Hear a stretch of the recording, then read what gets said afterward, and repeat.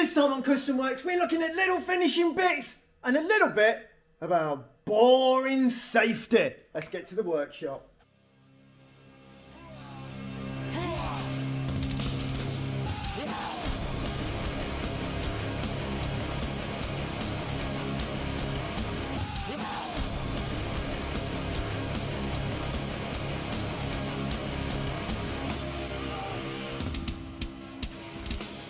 So this week we're going to be looking at bits. You know what? There's so many bits with the Meat Wagon. I've got a list of little bits that need doing. You see, you get the main shape and everything, but there's all those things that make a vehicle work. And with the Meat Wagon, with that whole sort of industrial kitchen in the back, means there's a little bit more to get working than normal. And also, we're going to be revisiting this air ride thing. Everyone always says air ride. It's a little bit sort of, you know, unreliable. Things get let down, things jam up, all that sort of thing. Well, we're going to install some air ride and we're hoping we're going to get this nailed, done and dusted first time, and it's going to be as good and as reliable as a Toyota or other Japanese car, very reliable car brands. But we're aiming for that safety and reliability in air suspension. So, boom! Let's get to the workshop.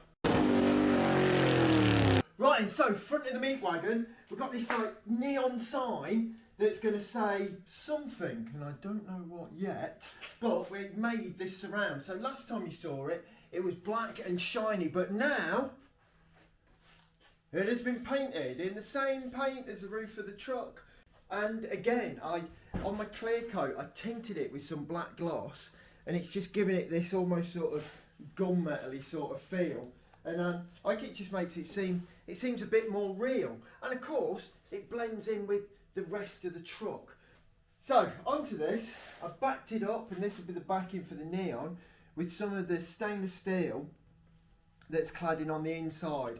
I thought this will bring a nice link between the inside and the outside of the van.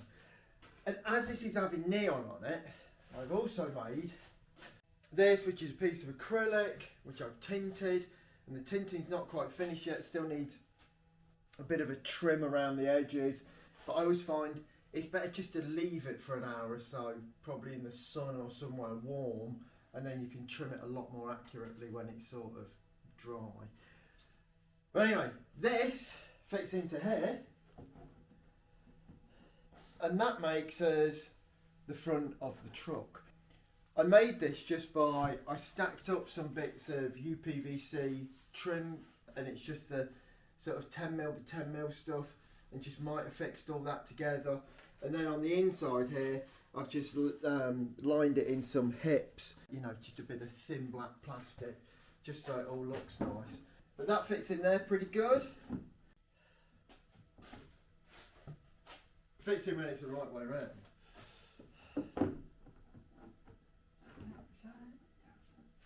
So that fits in there pretty good, and you know, it makes this just as like one unit. When this is finished, it'll have the neon in there, and it'll just have the wires coming out the back for the neon, and then this will just fit on the front of the truck. I have mounted it already, but since I put the glass in and everything, it's sort of got in the way of my mounting, so I've got to find a better way to mount it and a way to hold this glass into here. I'm sure that can't be too difficult. So I'm going to get on with that, and I'm going to make this go from just a thing on the bench to something that will actually work on the front of the truck.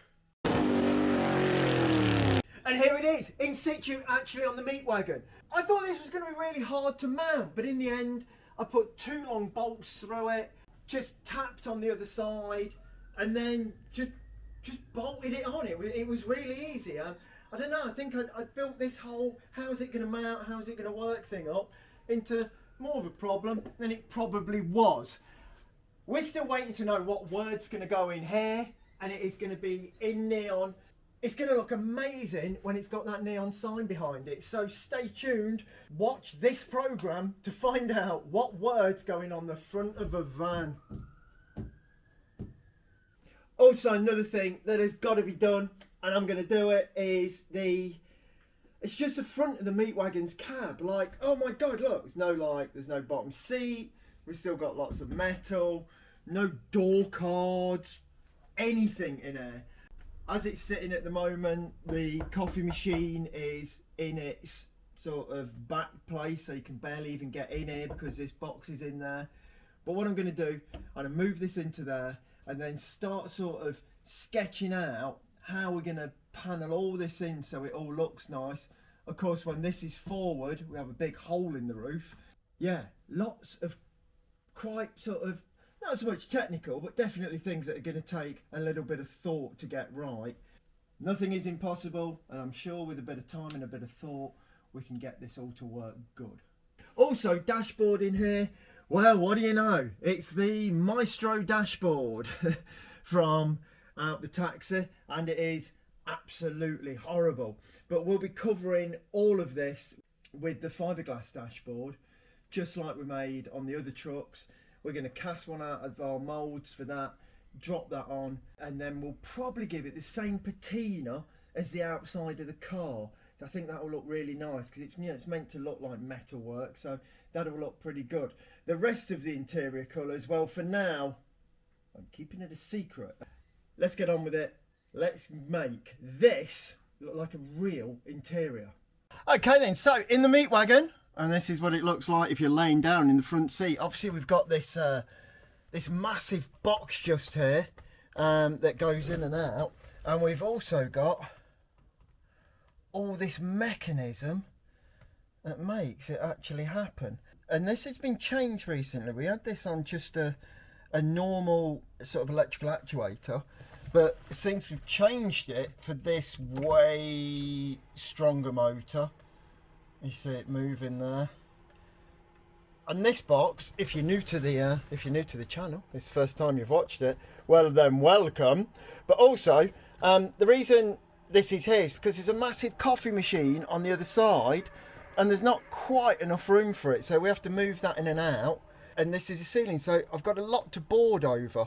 But at the minute what I've done, I've added these bearers to get some dye bond on, and it should all go pretty good. But there's a lot of bits that move, and this is going to prove to be a little bit of a different headlining to normal.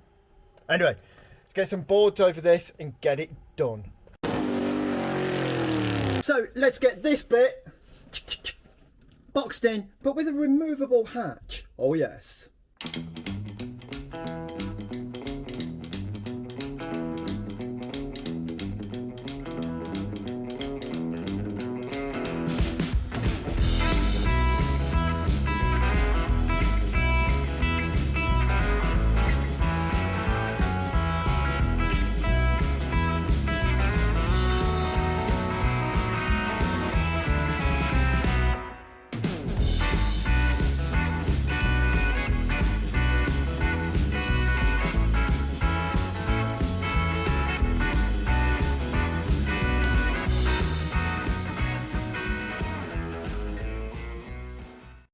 We've now got a bit of wood all the way around where we need to be.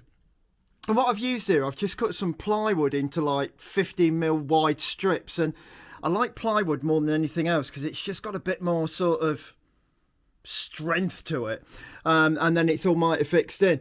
Some of this, you know, it's not the greatest carpentry in the world, but all of this will be covered, although it will be removable so we can get that dastardly gas pipe through.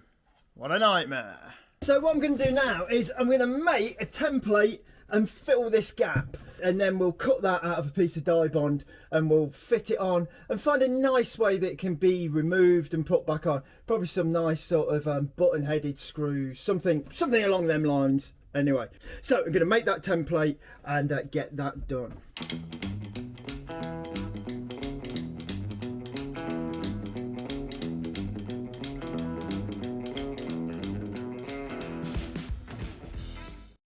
Now I've made this, what I'm going to do is transfer this into dye bond and make that. I always make templates because it's just cheaper than cutting out decent material and then it not fitting. And also it makes your life a lot easier. But a lot of the time, you've got nothing to make templates out of. And, you know, for as much as I love Cocoa Pops, I can't eat enough to get enough cardboard. So what I use is this stuff. It's like floor protective stuff, and you can get it in a massive roll for about, I don't know, just over 20 quid from Toolstation. And it's just fantastic. It's just always there, and you've always got something to make, you know, a template out of. Or you're restoring a British motorbike, maybe a gasket, a leaky gasket, because that's all it's ever going to do. Right, so this panelling in the interior has come on quite a way. And as usual, you know, I didn't film all, probably I should have filmed. But our removable panel is now in just here. And we can get at some of the plumbing and stuff that makes all the bits in the back work. Also, we've got this part of the ceiling that actually moves. I've made this fancy bracket as well, just to hold this up. And there is some finishing to do in there. So there's a lot. This probably needs some nosing across the front just to make it look nice. You know, obviously it's all going to be covered in carpet. The other thing I've done, I've put in these two extractor fans. Now what they're going to do is when this is in use and the coffee machine is in use, these coffee machines apparently get really hot. So they're going to suck some of the warm air out into the cab, open the windows, and that's it, the warm air can escape when the rear's being used. And I'm sure it'd be a welcome addition in a cold winter, maybe not the summer. But anyway, that will cool down that coffee machine really well and really help that, you know, it's sort of like encased in a box. In the back of the Meat Wagon this week, we've at last got the lighting. This light sits nice and flush in the ceiling, so no one's going to bump the head. We've put a lot of LEDs in there, and it genuinely is very bright in here. It feels a lot bigger. Like I say, we've got a whole list of bits to do. We've got some things yet to clad. We didn't quite have enough stainless, and we've got that on order, and lots of little bits in here. But over the next few weeks, we will be getting to all of them and getting them done. Now, let's do some safety testing and make sure all the components we're using are fit for purpose. Okay then, so we're looking at that air suspension, the air ride on the 60s truck. Now, I've been getting some of the parts, putting them together, looking, and I've been reliably informed that this is the kind of fitting I should be using. I've done some experiments with this, and I just don't think that this sort of pushing fitting is good enough from the air ride, because it literally is all that's keeping you off the road. And I just think that tiny little spring clip and that little bit of plastic probably isn't enough. So what we've got is a normal push fit pneumatic fitting that pretty much everyone uses on air ride, unless you got some like hard pipe system, but this seems to be the sort of industry standard. I'm going to put that onto a piece of the nylon hosing. I'm going to push this in, and yeah, that's got it. That is right in there. Now I'm going to put that in the vise, and then using this luggage scale, I'm going to pull this until it actually breaks. Now, I won't know what the reading is on here, but we're going to film it so we can check out when this breaks. We can slow-mo it, and we'll be able to see just how much pressure this can take. So at the minute they're at 0 kilos, and as I pull,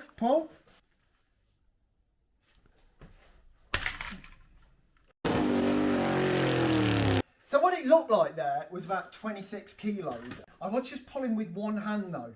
I find it hard to believe I lifted 26 kilos with one hand, but there we go. But what I'm thinking, because it's very rare anyone seems to fit air ride and it doesn't constantly leak. And I think this might be the problem.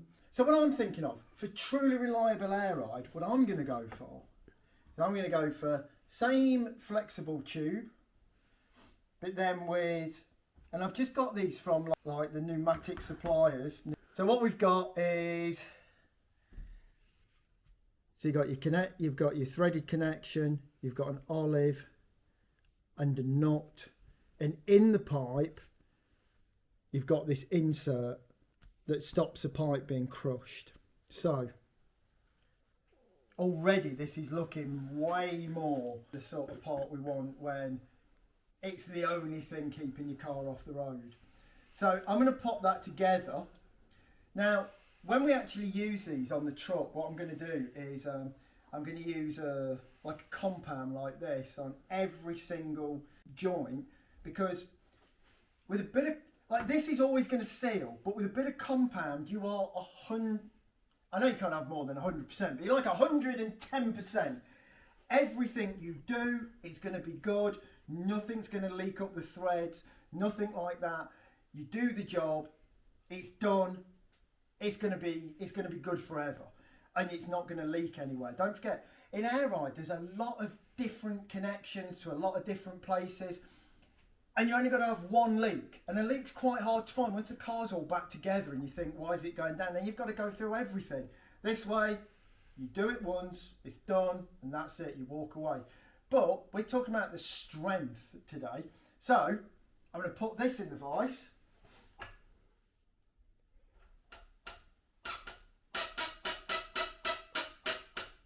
So now I'm going to do the same test again.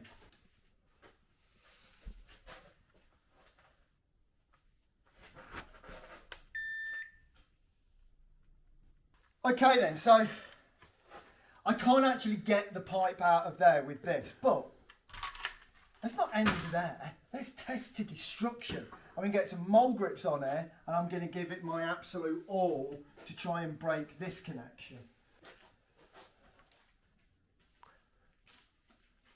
Okay then, so now I'm going to try and rip this fitting out of there as hard as I can. So here we go. Dial 99 and then hover one finger over 9, ready to call an ambulance. I know I'm going to go flying here. Right, so here we go. And it snapped the pipe before it left the fitting. You can see it stretched the pipe and then it snapped. But what this proves to us is that this copper fitting is infinitely better than this, which it just ripped the whole thing out, and that was really easy. I was not giving it the full beans as it was at all. So this is what we're going to be using. Now, I know it's down to personal choice to how safe you want a vehicle to be, but when for literally a few pounds more you can have something this safe, I don't know why you'd ever use this. So we're going to be using this, and the 60s truck will sit up on its air and it'll sit there for weeks. Also as well, when you've got like connectors like this that are constantly leaking, you're putting a strain on everything. Your compressors are going to be working more, you know, particularly strain on you that you've not always got as much air as you want. It's always going to be leaking. It's never going to be as good as a good mechanical connection. The reason that I thought these might not be very good is that as we were fitting them on, we had one blow out the top of a bag, and the 60s truck came down to the ground so quick, and we're talking bodywork, touching the ground, like boom, it was like a gunshot going off. And that's why I thought, wait a minute, this probably needs to be better than it is, and that's why we've done it like that.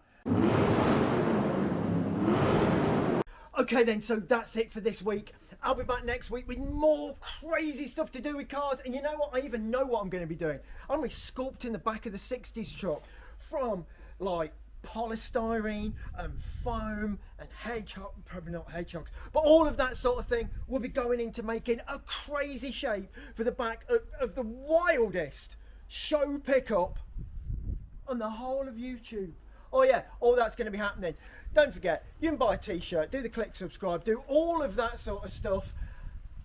And right now it's actually starting to rain, so I'm off to the shop to buy a massive amount of polystyrene, massive amount of crazy foam, and maybe some plaster. Keep it Roth style. I thank you very much. And good night.